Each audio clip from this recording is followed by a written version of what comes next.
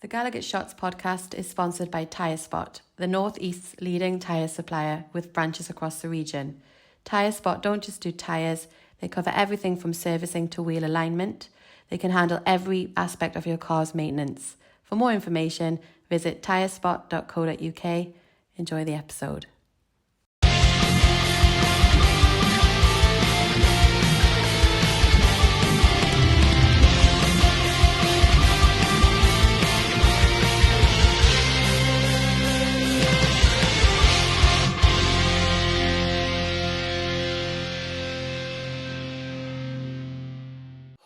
Welcome back to the GallowgateShots YouTube channel and podcast channel, and thank you for being here for another match preview. My name is Matthew, and yes, this Sunday, 12 o'clock, it's the big one as Newcastle welcome Chelsea at St James's Park, which is set to be a gargantuan game in the race for Champions League football. And as Newcastle fans know what it's like, as the season gets on, there's injuries, there's suspensions, the squads start getting thinner. I am not Scott. We are without Andy. We are without Daryl. But thankfully, we have some lovely substitutes in the shape of a sumptuous strike partnership in Joe and Nichol as well. So hello, gentlemen. How are we? Joe, you're looking resplendent in that new Newcastle merch. Thank you. I love it. Love it. New range has come out. Beautiful. Yeah. I do well, mate. It's been a while. It's been a while. It's been a little while. I know. I've been busy. You've been busy man with your new busy aboard. With me new gaff. I still coming together, but yeah, looking forward to doing this one because, like you say, mate, it is absolutely massive, this game, and it could have huge ramifications for the rest of the season. So we'll see. Positive vibes though, this one. Positive vibes. Yes. Good vibes only, even though I'm the good worst vibes. one. Good vibes. Nichol, are your guts bubbling like mine? Probably not like yours. I know. I think it might not be. I think it's pretty much not just the football on my side of things, but I am nervous. Are you nervous? No, well, not really. I think we're going to be fine. I don't know. I don't know where this has come from. Thank you, everybody. Cheers, lads. Bye. See you later. Like, share, subscribe. Nichol's fine. No, I think we're going to be okay. I know Chelsea had a good result last week against Liverpool. Obviously, they've already wrapped up the title, though, so probably weren't going as hard as they could. Well, they weren't if you watch the game. And I think at home we'll be fine against Chelsea. And then I think if we win our 2 home games, we're there.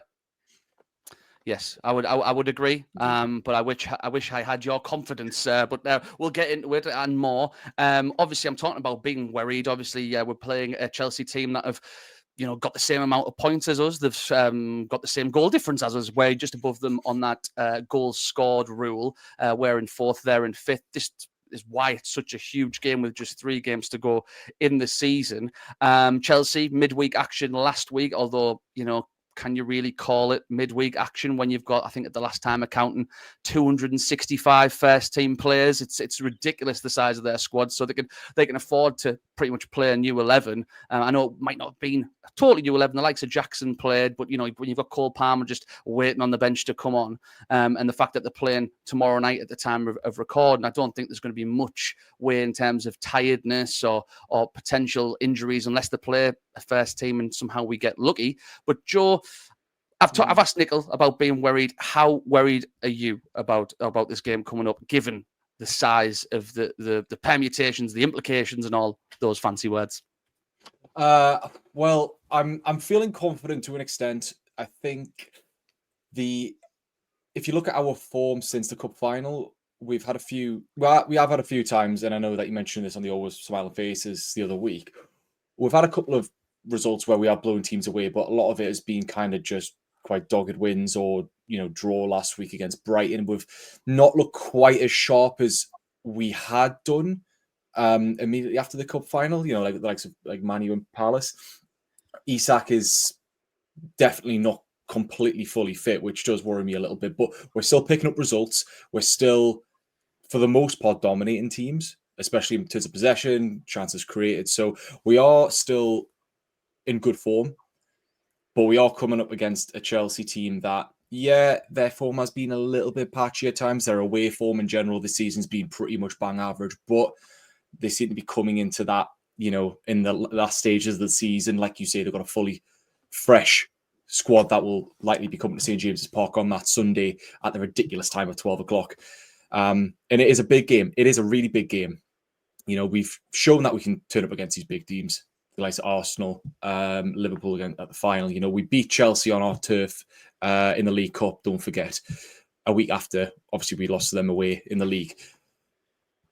It does feel like, whilst this game isn't the be-all and end-all, it's the one that could set the tone for the last, 2 games, really. So there's a lot riding on it, but we've shown enough form at home across the season, enough consistency against these big teams that I feel like we can do it. So I'm a little bit apprehensive about it, but I'm not worried to the point where I'm thinking, oh God, this could be it.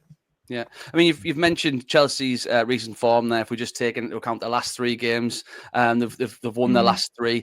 Albeit there was a late show up away at Fulham. They sort of made a rescue act in the last 10 minutes or so. You know, they've beat Everton at home 1-0 and a very what seemed hungover Liverpool side the previous Sunday. Nichol, I mean, Joe's just said it's not the be all and end all. I'm not going to say I'm totally going to disagree with him, but let's say that crazily we somehow lose this game. I'm saying crazily because I'm trying to be super positive. But if we somehow lose this game on Sunday, would you say it's sort of, you know, it's out of our hands now? Is it? Would you have a different opinion in terms of our? I mean, we'll get onto what we think in terms of Champions League hopes later on. But how can it be overestimated or underestimated how big this game is? No, I think you're right in that if we lose it, that's when it becomes a bit more check. I mean, we're already checking other teams' results, but checking them very, very often, hoping for the best. I mean, Forest drew with Palace, didn't they, on Monday night, which kind of helps us. Forest seem to be having a bit of a wobble at this end of the season. I think if we can handle our business on Sunday, beat Chelsea, then I think we're in the driving seat to finish third. If we lose, then you start to look at Villa and Forest chasing you, and Chelsea, obviously, because I think would they go above us if they beat us? Yeah. So then I think the big. Sorry, aren't you? No, go on. Yeah, I was just going to say that. I mean, the big asterisk on this whole set of fixtures towards the end of the season is that Forest do play Chelsea in the last game of the season. So it's one of those where not every team can pick up full points, and so you got to think, okay, even if we don't, I'm not sounding like dismissive here because I do think that we'll get a good positive result. Spoiler, but even if we don't, it's not like we're looking at the rest of the teams around us going, oh, like there's a good chance they will pick up like full points and that we could drop out because one team will be dropping points towards the end by the end of the season. So there's still a lot of play for, there's a lot of uncertainty, but as Nichols just said, we need to get our business done and make sure that we aren't relying on other teams. We're good enough to do it, and we've shown that we can do it against the best. Chelsea, you know, they're good, but they've not been really on form. Palmer scored once in the last 3 months, hasn't he? You know, you've said it now, Joe. Thanks for that. Down about me on the arse. Well, but they do have dangerous players, so I know we'll get onto it. Well, no, I mean, we'll get onto it now. I mean, we've just spoke about their recent form, but I was going to ask you both, and I'll come to you first, Joe. I mean, which areas do you feel that, you know, are the areas that the game could be won and lost? What players are you worried about? I mean, apart from, you know, want to score more goals than them, of course, like, is the midfield, is it their defence, is it their attack, is it a culmination of all three? What really comes out to you? You've mentioned Carlton Palmer. Who else? Cole Palmer, Carlton Palmer.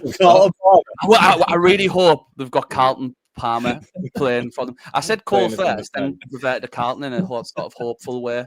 Yeah, hopefully that's his full name, Cole Carlton Palmer. Cole Carlton Palmer. Little 90s throwback there. Anyway, Joe. Yes, any danger areas for you, mate?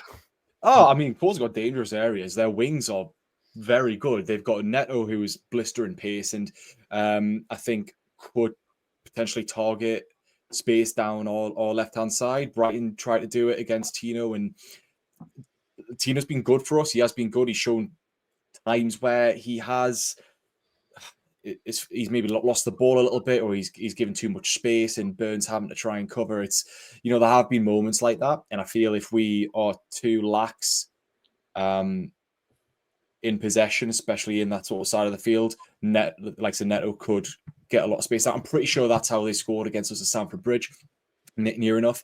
But for them, I mean, they've got some great wingers. Like Madueke, he is looking like he's got confidence at the moment. He's taking on like players quite a lot, same way that Palmer does. Jackson, whilst he's not the most prolific of strikers, he is getting goals in every so often. We've just got to be careful that our fullbacks don't concede too much space. And on the transition, as Eddie Howe would say, that's where the game's going to probably be won and lost in that transition period. So I think it's going to be quite an end-to-end game, which actually does take me a little bit to our side. And actually, I know people are probably going to look at me and think he's been bloody useless this season, man. And he's not been in the top form. But Joe Willock, this could be a game where he actually does shine a little bit compared to the likes of Brighton, where we were dominating possession. We were trying to break them down. A game that's going to be a little bit more yo-yo, a bit more end-to-end. We've seen that Joe Willock, when he's at his best, drives forward in the space on the counter-attack. He could be a good outlet for us there. So, I mean, that's for us. I know that right back, they're struggling. They've got Caicedo there. I think Reece James did come on as a sub last week, if I'm not mistaken. But I don't know how fit he is to actually start. But it could be a place that we actually exploit in Chelsea's defence. I mean, you just mentioned Joe Willock there, and I'll sort of touch on him now because I don't think the team's gonna. I think the team's gonna pick itself again. I don't think there's gonna be any changes whatsoever. But Nichol, Joe's just mentioned there about Joe Willock and perhaps some of the criticism coming his way. For me, I thought, he didn't have his best game so far this season. He hasn't been the Joe Willock, or so far this season, pretty much the entire season. We're nearly at the end of it now. He hasn't been the Joe Willock that we know and love. He's a player that needs a lot of minutes in his legs before he can start really get going. But one positive I did take from the Brighton game was 3 or 4 times you saw him just knock the ball past the player and burn him and get into a good position. It was just what he did in said position. Do you have sort of faith that maybe he could, have an effect on Sunday, given maybe they won't sit as much as maybe a Brighton did or previous teams have? Yeah, I think particularly second half, Brighton were just sat in, weren't they? It felt like the TV camera never went to the left in the second half. It was just constantly on their half. I mean, we've said that it will be an unchanged 11. I think it will be again. I think he will play. And you're probably right that this is a game where there's going to be more space for him to run into. You just hope this run of games that he's getting is going to give him some of the confidence to get that sort of form that he had when he was on loan and when he first signed for us as well. Because I think he's struggled with his injuries, really, hasn't he, in the last season and a half, 2 seasons, I'm going to say, pretty much since we signed him permanently, funnily enough. But definitely a game where there's going to be more space in the midfield. And I was just going to touch on, when you say where Chelsea's dangers were. Yeah, of course. Their strength is probably the midfield out of the 3, because I think defensively they can be got at, especially away. I don't think the goalkeeper's great, Sanchez. They've been changing keeper all season pretty much. And then up front, it's Jackson. And I mean the wingers are good players in Palmer, but I don't fully have faith in Nicholas Jackson. I would put our striker ahead of him, obviously. So he's scored a couple of goals recently, hasn't he? I mean, he scored the winner against Everton, but scored against us actually this season. Yeah, funny enough, he did, and it's I hate when them type of players score against you. I'm not saying he's a poor player by any means, but he was bought for quite a lot of money, and there was a probably high expectation, and he's been okay-ish. He's been not too bad, but for the money they paid for him, you'd expect something a little bit better, and he sort of had that a little bit of the yips when it came to his composure. He's been one to miss big chances this season, and one can only hope that he's got those shooting boots on Sunday. But in terms of defensively for us, I mean, Fabian Schär went off later on in the Brighton game. Are we concerned about him at all, George? Do you think there might be a chance that Sven Botman might come in? Because I mean, he went off with a hamstring worry against was it Ipswich, and then we managed to bring Botman on, and then it was, he looked like he was limping a little bit at the end of the Brighton game when they brought Botman on. So is there a chance? I mean, I know we haven't really heard from Eddie Howe yet, but that's it. Nah, I don't think so. Fabian Schär's bloody made of like titanium. He's rarely ever injured. He's got about 5 head injuries a game, and he just gets straight back up and he's fine. I know that if he's got a hamstring issue, that's a totally different kettle of fish. But I think, assuming that's nothing serious, he'll be alright. And Botman, he's made a couple of good cameo appearances, but to stick him in at the very start in a game like this, you know what I mean? Like, he wasn't pacey at the best of times. I think this wouldn't be a good game to start him. I can see him probably just making some appearances, assuming Share's okay. In that defence has been, for the most part, really solid, especially the centre-back pair. And Share's not had his greatest season for us defensively, but at the same time, it's working for What I want to see is how Tonali plays and deals with the likes of Cole Palmer.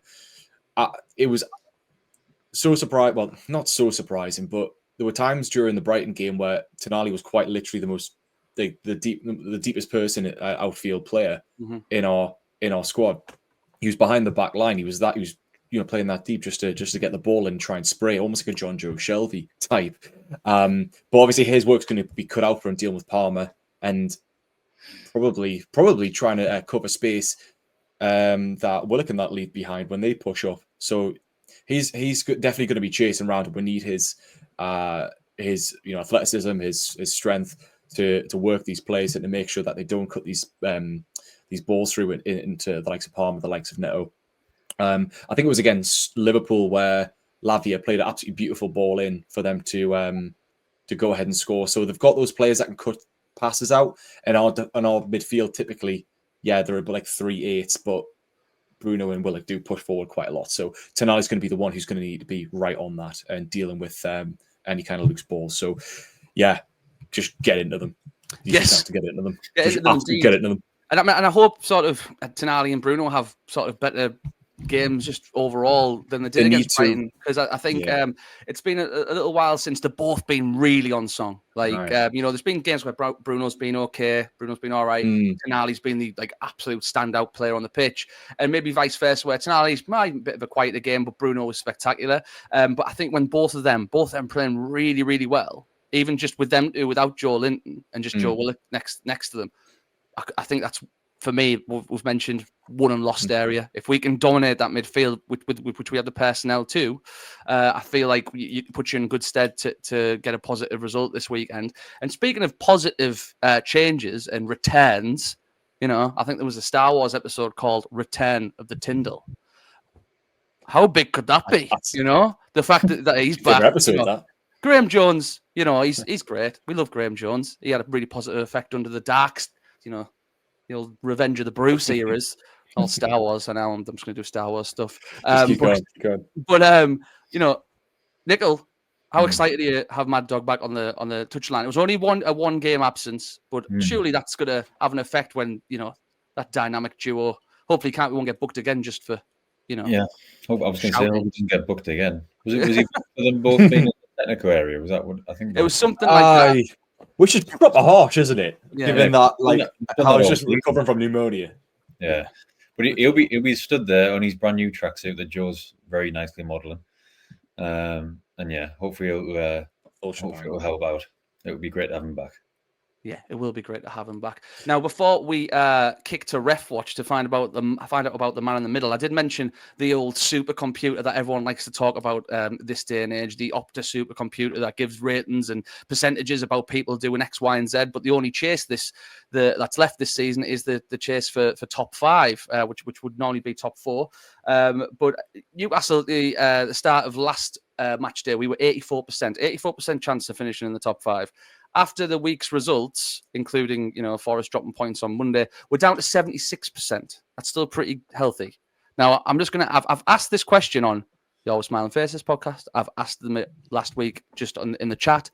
I think it's just because my nerves are so bad that I want to just know that people are confident. So Joe, I'm going to kick you first, mate. If you're going to put a percentage on how confident you are that Newcastle are going to qualify for the Champions League this season, what would you put on there? 495,000, 163%. 0.2. 0.2, that's all, makes all the difference. Decimals, carrying them and stuff. Yeah, I don't know if I'd share that amount of confidence. Nichol, do you want to give a more realistic answer? Yeah. Well, I'll give you what I actually think. I think like 75%. So you're with the super. I'll give you. If we win on Sunday, it'll go to 85, 90. Yeah. I still think, I think about 80% is probably about right. I mean, there's always the chance because you know what we're ingrained. Doesn't matter how many cups we win because we won a cup, Doesn't matter how many cups we win. Doesn't matter how many times we get into the Champions League. We're always going to have well, maybe not always. Maybe give it 10 years and we'll see what happens. But we still have that little niggling bit of doubt that it's like, oh, what we're going to do? Are we going to screw it up? I mean, even when we came fourth a couple of years ago, there was still a bit of a nervy time, but then we just went on that class run and cemented it for us. I mean, actually, well, to be fair, no, actually, it took us until took us drawn against Leicester, didn't it? And second last game of the season, I think it was, because if we wouldn't have if we got to beat that game, we would have had to go, ironically, to Stamford Bridge. Chelsea, yeah, which we drew. But yeah, so, yes, no, I think, like I say, we're feeling confident now, even if like we don't get a positive result on Sunday. Still, I still feel like we'll do it because I don't think Villa's going to catch us, and I don't think that at this point Forest seem to be showing enough form to kick on enough to really. Well, they might surpass us, but probably not. But we've got good form against these teams, man. We do, and at the end of the day, if we want to be in the Champions League, we've got to be beating the likes of Chelsea at home. Like that is just a fact. Like we have to, and. I think we've won 20 out of our last 26 matches. I think it might have been before Brighton. But regardless, we're in the absolute form of our lives. Like, we've just got to keep pushing. So, 80% about right. If we win, 95. I think if we win, I will be starting to feel like, okay, all we need is to beat Everton on the last day of the season. We might only need a point. Who knows? Whoa. Well, no, I'm not saying quadruple against Arsenal is on. Don't forget. Oh yeah. I'm just conditioned to think we don't win there in the league. But I meant hell. If we did 4, I mean, I'm half hoping Arsenal do it tonight and get through to the final, so that they've still got that niggle in the back of their heads in terms of effort, in terms of not trying to get injured. It's nailed on for them, Champions League football. But I think there would be a sort of, a weird niggling thing if we beat Chelsea. And then we've got them to play. We're right up behind them, trying to almost get second, which would be ridiculous, unheard of, mental, crazy, isn't it? But we'll cross that bridge when we come, because obviously we just get past this Sunday, and this Sunday there will be a man in charge in the middle, and the normal person who discusses said man in the middle isn't with us today, but he's been kind enough to send us in a little video, just giving us a few little stats and insights to not just the referee, but I'm sure he'll talk probably about the VAR guy as well. If he doesn't, never mind. Here's Daryl. Hi everyone, and welcome back to Ref Watch, this time for the game against Chelsea on Sunday lunchtime. Referee for the game will be John Brooks from Leicestershire. It's going to be his 4th Newcastle game of the season. This follows from the 1-0 home victory over Arsenal in the Premier League, the 2-0 away win at Arsenal in the EFL Cup semi-final first leg, and also the 2-0 win against Liverpool in the EFL Cup final. 3 games refereed so far and 3 wins for the Magpies in games involving Mr. Brooks.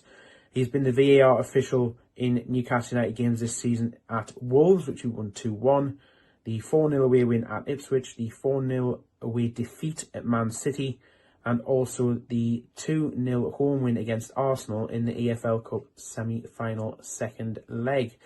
Premier League stats for the season are as follows. He's done 15 games. He's issued 82 yellow cards and no reds. He's also awarded 3 penalties this season in the Premier League as referee. 2 of those 3 penalties have come in games involving Chelsea that they have conceded. He conceded against Liverpool, which was converted by Mo Salah, and also against Ipswich, which was converted by Liam Delap. VAR for the game will be Darren England, and I still can't believe that we're getting to this stage in the season, and I'm telling you this, it's going to be his first VAR appointment of the season with Newcastle United. Still can't believe that. He's previously been referee in games v Palace. That was both games against Crystal Palace home and away, so it's a 1-1 draw down at Selhurst Park, and the recent 5-0 drubbing at home to Palace at St James's, and he's also done the 3-0 win at home to Wolves in the middle. I think the lads will have enough to pull this one out of the bag again on Sunday, keep the momentum going for the Champions League charge. So my prediction, I'll give you one, it'll be a 2-1 win for Newcastle. How are they, lads? Oh, the delightful Daryl there with some. I would know where. We know where Jason Tyndall was. He's in the Brighton game above Daryl's wardrobe. Well, Daryl's mentioned there, new VAR. Oh, could be dodgy. He's given us a prediction, and that's what I'm going to come to you guys for now. Nichol, I'll go with you first, mate. Tell us how you see this playing out. This one's difficult. You were super confident at the start of the podcast. You're like, well, I'm not bothered. I'm No, just actually, doing right, I've got you one. 3-1 Thanks. Newcastle. 3-1 Newcastle. We scoring first? Isak's getting 2 and Harvey Barnes is getting 1. And for them, Cole Palmer. Interesting. Fantasy points as well for me. I hope you get nothing. Cheers. Except for from Newcastle players. Joe, kick it over to you, mate. I think this is going to be quite a tight game. It's going to be a tight game. Tight. But I think we're going to do it because we are class, especially at home, and we know how to do it against these teams. And the big mad dog is back, which is always important. So I'm going to say 2-1. I'm going to win 2-1. I'll say Gordon. Actually, we haven't even talked about really whether Gordon would start or not. Go for it. We've You've got got the Gordon. floor. Oh. I don't know because it's so difficult to go. What an insight, Joe. Thank you so much for that. No, I don't think he will. I think he'll probably continue with the same unchanged 11 because again, it's going to be quite a transitional game, and Barnes and Murphy are very direct players, and that's probably going to suit us a little bit better. And then Gordon's done really well coming on as a sub. Needless to say, against Brighton, he almost won us a pen. He could be that sub that we need, that little bit of spark if things are looking a little bit rigid, that we can't quite break them down. But no, I think it'll probably be unchanged. But going back to my prediction, I'll say 2-1. I'll say Gordon gets one off the bench and Isak gets another penalty. And for them, I'll say Jackson. I think I want this to be as easy as possible, but I don't think it's going to be. Yeah. I'd love for it to be again another fixture that we were worried about, and then you just sort of walk away going, "Oh, what were we worried about?" I said that about the Brighton game. Well, it might be. Anything can happen. But we've always had bad luck against Brighton, haven't we? Yeah, true. And like you said previously, last couple of games against Chelsea at St James's Park in the league, and that 4-1 as well. Albeit they did get someone sent off in that 4-1. But it's going to be so tight because, again, their fans will be up for it. Chelsea will be up for it. They know what's at stake here. But I'd just like to think that maybe St James's Park is going to be that much more up for it. And we know what it's like when that ground's rocking, it just really puts the fire under the players. And I just hope that's what the case is. Hopefully we can score the first goal. If we score the first goal, and even if they equalise, I feel like that momentum's still there. When we played Chelsea in the 4-1, we scored, and Raheem Sterling scored with a rare bit of class from him, and a brilliant free kick. But we still just kicked it up a few gears, and we were okay. Eventually, they got a man sent off, and Anthony Gordon wraps it up. I'd love to say it was going to be the same, but I don't think it is. As much as their team's probably only 3 or 4 players from being the same team that we played that time, I'm going to go. Oh. I just don't see us keeping a clean sheet at the moment. 3-1. I'm going 3-1, and that's super positive from me. I think it'll be a case of let's go, 2-0 up, class Chelsea score, and it's like frantic for a bit, and we manage to get that. I might have one of those euphoric third goals, when you're almost going to surrender a 2-goal lead.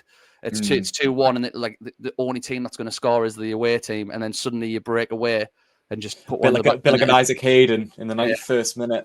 Just game over. It'd be absolutely lovely. But there's just going to be so much intrigue in terms of where this game can be won and lost. We've mentioned the midfield, but we've mentioned the wingers as well. I think Chelsea, that Neto, fantastic player, really good player, underrated. Noni Madueke, a player that we were allegedly looking at some point. It seemed like he was on his way out of Chelsea. He's played himself right back into the team this season. And our wingers themselves, Jacob Murphy, what a season he's had. Yes, he didn't have the best of games against Brighton. But one thing I will highlight as well is, the conundrum of Harvey Barnes and Anthony Gordon. We would have just thought once Gordon got suspended in a cup final that as soon as he's able to play again, he will play again. And Harvey Barnes has done so well to not only play himself into the team and keep his place, take the chance with both hands. But that Brighton game, it was hard to see really class around that pitch. And I think for me, he was the man who shone the most in terms of an attacking threat. The amount of his movement. I mentioned Joe Willock, but Harvey Barnes was at least delivering the ball. He had a couple of shots that got blocked, and he just seemed to be finding space, not just on the left, but when he got moved to the right also. And sometimes he just drifts inside as well, doesn't he? And that occupies that central, like, sort of area when Isak drifts out wide. So I'm hoping Barnes can have another strong game and we can get the result. I mean, I don't care. I don't care if it's 0.5-0. Not a thing. I just want 3 points. And if we can get 3 points, man, what a Sunday it would be. Because, yeah, ludicrously, it's 12 o'clock kickoff, which makes me more nervous. It's like this. Get the pubs open at 7 a.m. Get everyone in. Just get tanked up. Yes. Oh, I certainly will have been having a few beverages beforehand with my breakfast. So, yeah, fingers crossed. We're all correct, and then it's a big one. It's huge. It feels like the big one, doesn't it? Because, like I say, it's a classic 6-pointer at the top of the table. We're not used to this. Like, even, well, I mean, last season we just about got there, so we came 7th, didn't we? Was it 7th? But this time it feels like we've been so mostly so consistent that, especially against the top teams, that we should be able to get over the line. And God, if we do this, I mean, I think that is done. That's it. I think that's not done, but it feels like this is almost like another cup final in a way. We've mentioned on previous episodes, so I won't go over too long till I wrap things up. Before I wrap things up, sorry. This season's the best season ever for me. Yep. It will in my lifetime, because we've got this going on right now, which very rarely happened in recent times, and we've won a trophy, which is mental. If you just said 3 games to go, it's in your hands, you're 4th, and you've got Chelsea home, Arsenal away, and Everton at home, and you're 4th. And by the way, you've won the League Cup. Would you take that? You wouldn't just take it. You just thank any god that thank you so much for doing this. So I'm over the moon.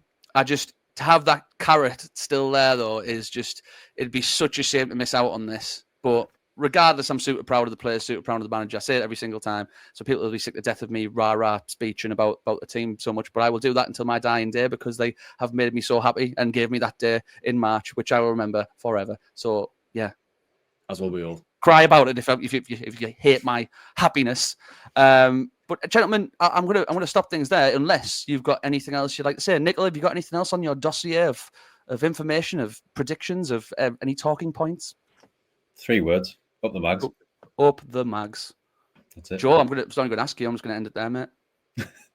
Because how else can you end that with unless up the mags?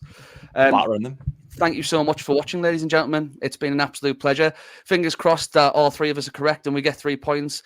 If you're going, safe travels. If you're travelling from anywhere else, safe travels. But get the pints in, 10:30. Get yourself well lubricated with a few libations before the 12 o'clock kickoff.